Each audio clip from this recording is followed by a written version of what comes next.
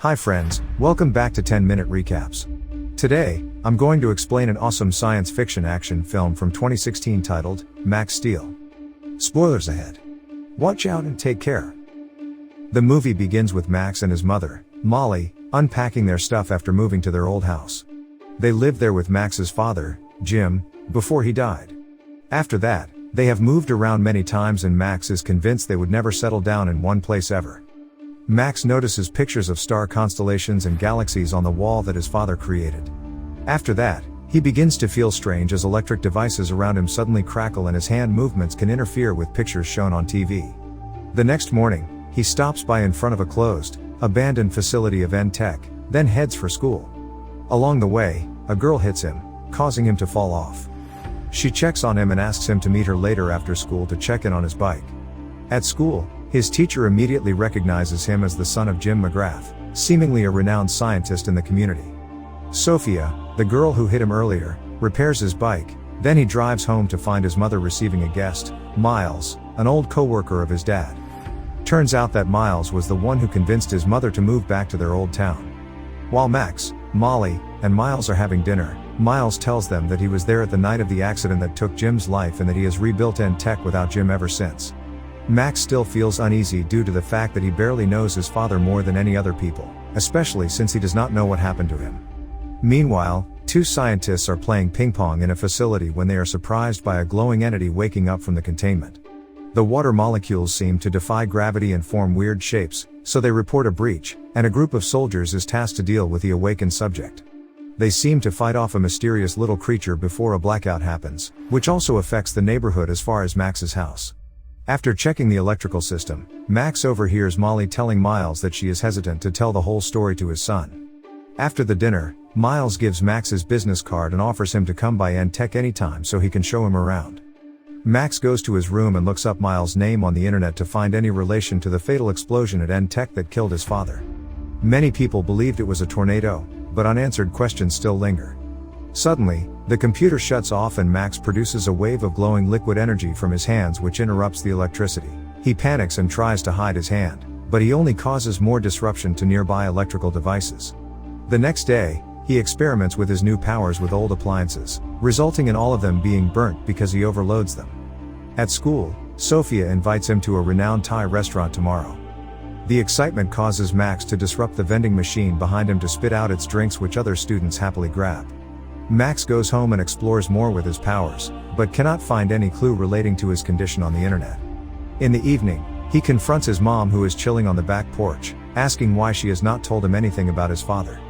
Molly only replies that the story about his father is complicated and she does not think Max is ready to hear it. The next day, Max goes to meet Sophia, but his powers are uncontrollable, causing phones near him to die, including Sophia's. He suddenly feels dizzy, goes to the bathroom and discovers that his energy projections only become more powerful. He frantically runs away from the place without any explanation, leaving Sophia puzzled. Unable to control his immense powers, he almost passes out in the woods on the way home. The next morning, Max wakes up to find scars on his chest as well as a burnt shirt and blanket. He goes to the bathroom, finding a strange little creature floating beside him, which he almost hits before it explains itself. It introduces itself as Axtol, or Steel, an alien creature that feeds off Max's energy to survive. That energy is called tachyon energy and Steel really needs it to stay alive. However, Steel cannot explain much about his origins or how Max got his powers. Still very much puzzled by the situation, Max drives Steel to the woods where he thought he found Steel and plans to leave him there so he can find his own way.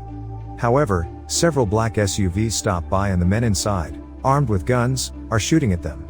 Barely escaping, Max gets a glimpse of a memory, seemingly Steel's, where he hears a voice saying Ultralinks. Steel is terrified of the name and warns him that Ultralinks are dangerous. At school, Max is trying hard to keep Steel hidden because it talks and moves a lot. He decides to go to the abandoned Tech facility after Steel sees his drawing of it and remembers its Ultralinks attackers. There, Steel explains that the tachyon energy Max possesses can become turbo energy, further enhancing his physical abilities.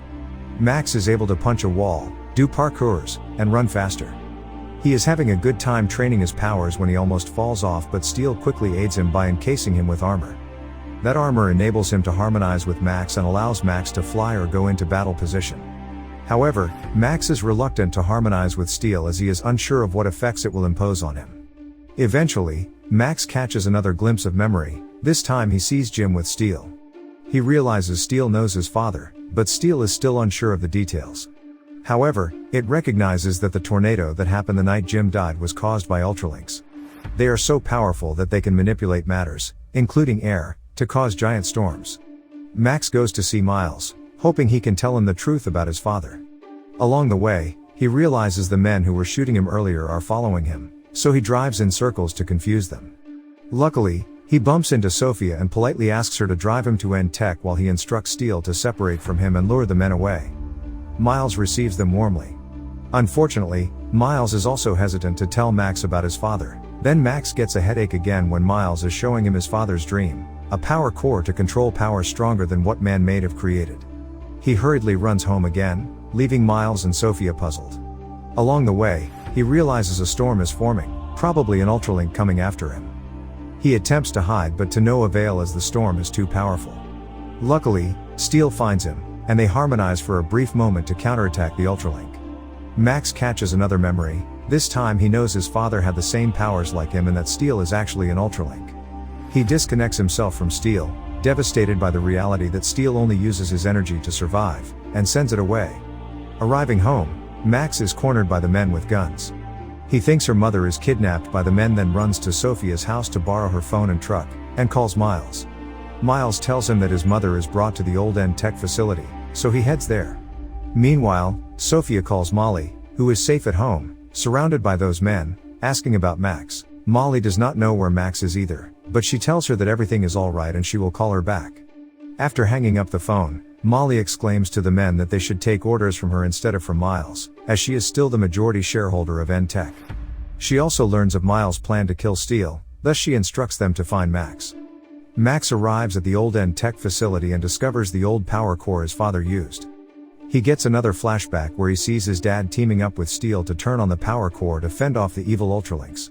Miles was also there at the lab. However, it turns out Miles is the bad guy all along, making a deal with the Ultralinks to kill Jim and Steel because they are rebels. Jim, still strapped to the power core, planned to overload the core so it would explode and Miles would not benefit from it, and also to save Steel. Jim was actually an alien entity too, which explained why he got the tachyon energy. Jim and Steel rebel to protect the Earth from destruction. Max now realizes that Steel was telling him the truth, but Miles already appears behind him, suited up, ready to fight him and take his tachyon energy. He orders Max to step into the power core so he can harvest his energy, and Max does so, but Steel comes to his aid and harmonizes with him. Wearing white armor, Max is able to fight Miles, although he is careful to avoid the energy harvester on one of Miles' hands as it will weaken him. Molly's men arrive to help, but they are much less powerful than Miles, so he easily defeats them. Thinking of any strategy to get out of the situation, Max and Steel finally agree to actually give Miles the energy he wants, but when Miles links with him, he switches to turbo energy mode and overloads Miles' suit. As a result, an explosion happens, which kills Miles. Fortunately, Max and Steel survive it.